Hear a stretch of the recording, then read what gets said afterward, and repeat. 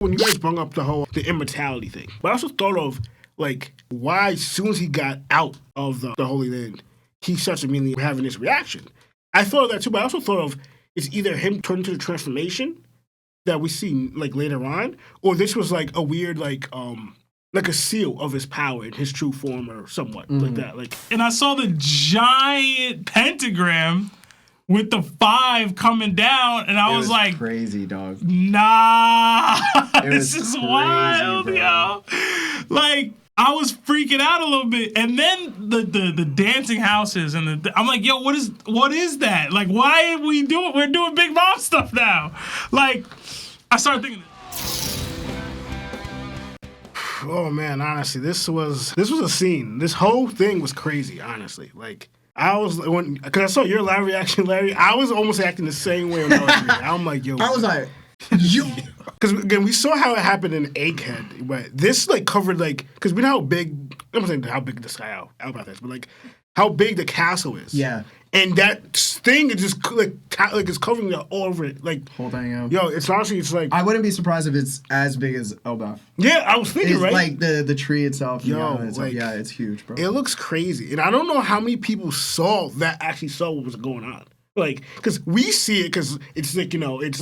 So did, like, because Nami said something's going on, because I think you'd be more freaked out of nowhere this is happening. Like, it looks so crazy. And again, I just see the sky and the clouds. It looked crazy. It must have been unreal to her because she doesn't have the presence to feel Haki. Yeah. But she felt it in the air current. Yeah. Like before it even happened. Because again, you just see in flames, not just coming down, but you see flames all around the whole castle. Like it's like I guess black flames, right? So like it just looks so crazy, honestly. Because you even see it, yeah, it covers the whole. Like, it covers that whole area. And I thought the same thing. I didn't notice the music. I didn't. But when I saw the houses coming to life, I may thought of Big Mom. Oh, what was going on? Yeah, I thought the same Big thing Mom at first. heavily. Like, and I always thought like, you know, to a degree, Imu's like who he is a mixture of almost all Luffy's old enemies. Like there's a reference to obviously now there's a next reference to Doflamingo, like Kaido. There's all Luffy's main protagonists and like that he fought. Imu's the big bad of all the big bads, like the main person, and Oda's doing a well job combining it.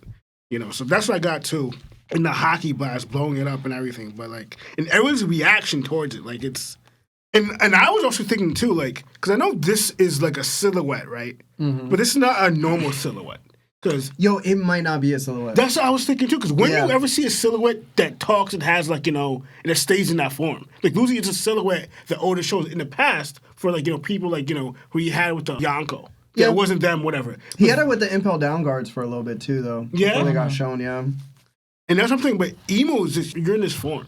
Like, and that's what, like, you're in this form when you're in the Holy Land, and when you're getting out of Gonko's body, you're still in that form. So I'm just like, what is that? Because you're saying, like, honestly, this is like, I don't understand. What are you? Seriously. Huh? Because they're saying it's a black figure. So it's like, it's like a black thing. So that's what you kind of see. It's just a black whatever. They were like, don't shoot. That's not black. That man is not black. Yeah. And that's what I was thinking of too when you guys brought up the immortality thing. Yeah. Right? But I also thought of like why as soon as he got out of the Holy Land, he starts immediately having this reaction.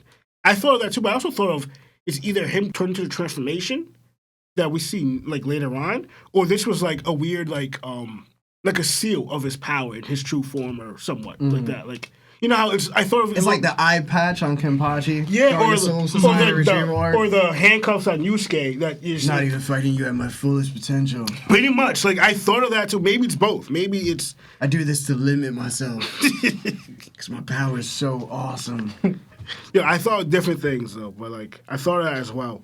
All right. What's up, bro? Talk to the people, dog. Because I'm pretty sure mad people want to hear what you got, your thoughts. Bro, this was such a wild moment in time. So, I was so hyped I didn't get spoiled on this chapter. I've been avoiding spoilers for months now. And everybody was telling us, like, we didn't do the call-in stream because they were like, yo, the leaks for this chapter are wild. So the whole time, I'm like, what could happen? Like, what's going to happen? Are we getting an Imu face reveal? Are we getting this or that? Like, are we getting lore for the like ancient kingdom backstory? Like, I didn't know what was going to happen. And then when the chapter happened and I saw that first, like, black lightning bolt, like flame strike down. Yeah, it's a smoke. It's smoke. I thought it was lightning too, but it's smoke. I was like, yo, like, hold up. And then when I got to the next page and I saw the giant pentagram with the 5 coming down, and I was like, crazy, dog. Nah, this is crazy, wild, bro. yo. Like, I was freaking out a little bit, and then the dancing houses and I'm like, yo, what is that? Like, why are we're doing Big Mom stuff now? Like, I started thinking of Top Musica, Big Mom, like what the role of music's gonna play in this. Like, is this gonna be the soundtrack for the rest of the series? I thought of Don to Don for no reason, just because of that was the words I was reading. It was just like, yo, like this is crazy. I immediately thought of the twins and the whole magic circle thing, the black flames. And then when the smoke smashes down into the castle, my first thought was like, yo, is the castle gonna survive? Like, is the castle done? Yeah, like, is it done? I was like, bro, I castle? don't know if the castle's gonna survive this, bro. Like, is the castle done for? Colin got knocked out, bro. Yeah. Like he out, bro. Colin done. I was like, yo, hold up. It was so lit, bro. I was like, yo, hold on. And Luffy's face, like, looking like, I'm like, bro, you need to lock in. Yeah. You need to lock in more than you ever have, bro. Somebody give him some shark food. Yo. So, honestly, Nami was shook. She was shook, bro.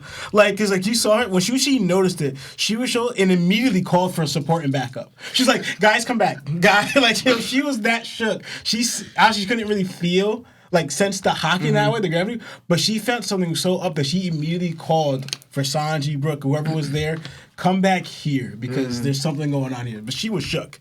Like, she was like, no, y'all need to come. What is happening, Yeah, man? we need to figure this out. Like, don't go anywhere. And Imu power changing the houses and trees reminds me of Big Mom's ability. You guys have alluded to that. And how much, and I said before, it's crazy how, like, the One Piece powers, I said it before too, how much it could actually change the weather. Like, we're talking about splitting the skies, but we saw on God Valley, they made it rain. Like, you know what I'm saying? Like, they're the Hakis of... all these individuals. Yeah, all these individuals made it rain and stuff like that. So it was like, it was crazy with how much the powers is expanding in One Piece and what it's able to affect. And I'm not going to lie, though, I actually was a little bit, tiny bit, disappointed that Imu's Haki didn't knock out any grown giants, but just the kids. I was too, but I'm not going to say Yeah, that. I know, yeah. I'm pretty hyped right now, so I'm not going to disappoint myself. Yeah. I was but like... I agree. I kind of wanted a little more, but like, Feel bad for those kids, though. Yeah. I kind of wanted some grown giants to be like, you know what I'm saying, a little bit. But I think we're about to see Loki and Imu one-on-one, actually.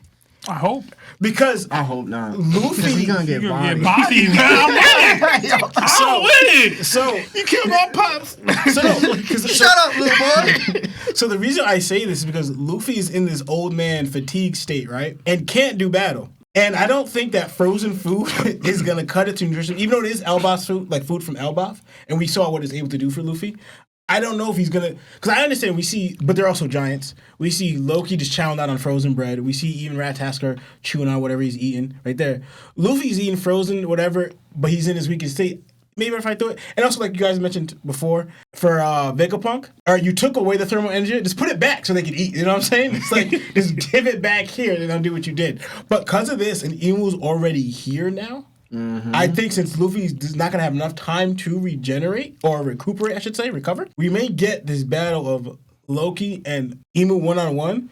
And I know we're supposed to talk about, like, our Imu's presence here, like, it can't just be whatever. I know you guys have thought, like, Usopp's going to get taken out. I believe Imu might take out Loki. No, that's not happening. Yeah, that's what I thought of. Though he might take out Loki. What do you mean you don't know? Loki's on the mural. I thought of that too, but I was thinking... Yeah, he's not getting taken out 100%. Larry, we just had a whole conversation. We just had a boar pig. Hold on. We just had a whole conversation about happening. Imu preordained this and that. And I'm taking action to stop that. I don't care what's on the mural. This the mural? You know what? You're right. Yeah. You're right. Shout to Rocks. You're right, bro. This Imu. You're right. You're right. I mean, I don't believe it, but like, I'm with the attempt. You're right. I'm just going to say it. I absolutely loved Imu's debut. There's so much packed into just these 6 pages. First, I want to talk about Imu in the Oris Castle throne room. This ties directly into one of the concerns I mentioned earlier, the idea that Imu has a limitation. And now it seems like that limitation is tied to their health. If the immortality surgery really bound Imu's eternal life to Mary Joa, then what we're seeing now makes a lot of sense. By physically being on Elbaf, Imu may have stepped outside of the conditions that sustain that immortality, which is what Lawrence was shooting for too.